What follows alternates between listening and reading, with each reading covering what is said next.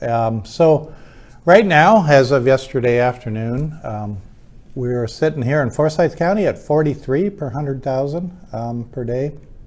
And that's higher than it was. I think the last time we talked was 3 weeks ago. So cases are going up, but they're going up slowly and not as exponentially or quickly as it did with Delta or Omicron, or really any of our previous waves. So that's good news. Actually, if you look at other areas in the state, it's more the urban areas. So Mecklenburg County is sitting at 39 per 100,000 per day, so not much different. And Wake County has got the lead right now in the 70s. So compared to Omicron, where we had a lot more of the rural counties around us having more cases than the urban for a while, it seems to be a little bit reversed now.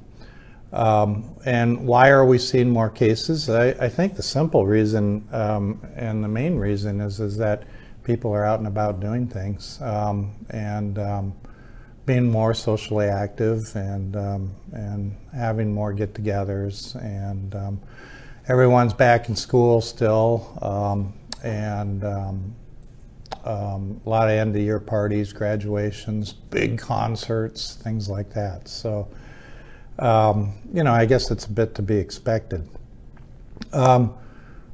Looking at our case numbers and then also at the sewer data from the Charlotte area and then up here as well, it looks like things are plateauing out some. So I don't really expect a major surge to come out of this right now.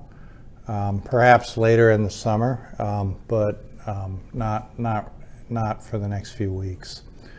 That doesn't mean that people shouldn't still be taking precautions, and so you're just going to have to choose your own risk and precautions that you want to do. And we've talked a lot about that over the last few months, but if you have elderly, vulnerable people at home and you want to go out and do things, you might want a mask. Good N95 is going to protect you, or a KN95 will protect you, even if people around you have COVID. And if you have a big get-together you need to go to, like a wedding or something, you might want to be careful for the week or two before that.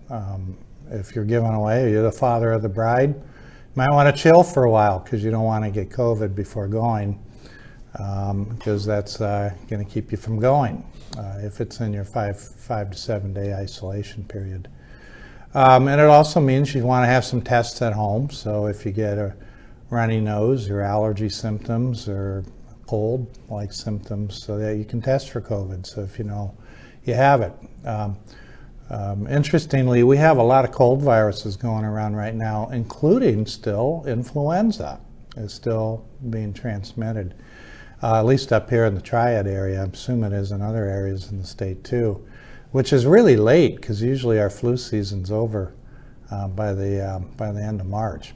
And so COVID, I guess, delayed onset of flu and the flu going away. So we are having cases of good old influenza still mixed in there with some of the COVID.